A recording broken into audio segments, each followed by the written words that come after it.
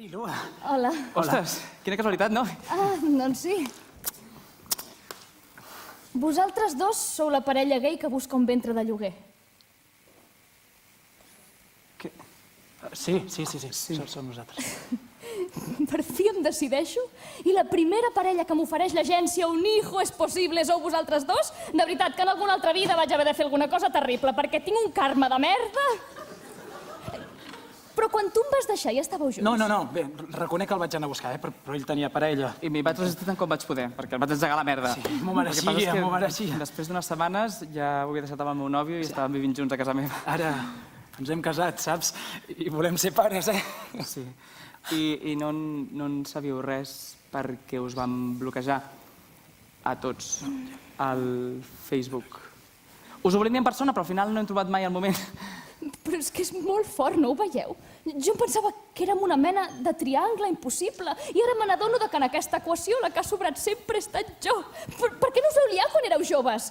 D'acord, jo hauria patit un trauma adolescent, però a hores d'ara haurien passat 15 anys, el tindria superat i qui sap, potser m'hauria casat amb un tio que tingués la regió XQ28 del cromosoma X masculí orientada cap a les vulves per lletges que siguin. I potser ara seria mare, Pol. Ei, estàs bé, Lua? No estic bé, perquè em feu molta ràbia i és molt injust, hòstia. Tu tens la mínima idea de com em sento, ara que sé que em vas escollir perquè era el camí més fàcil? Que d'alguna manera et vas conformar?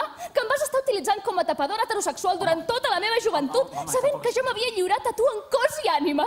Ets conscient de que vaig perdre el meu millor amic per tu? Que hi ha hagut vegades que m'ha fet molta falta i havia desaparegut? El Marc va tallar la nostra relació perquè no suportava veure'm amb tu. I ara entenc per què.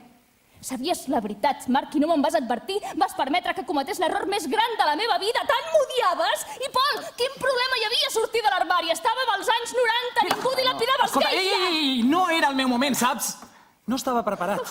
Però jo, en canvi, sí que estava preparada 19 anys després per haver-me de menjar amb patates, ser la víctima col·lateral d'un marica egoista, castrat i infeliç.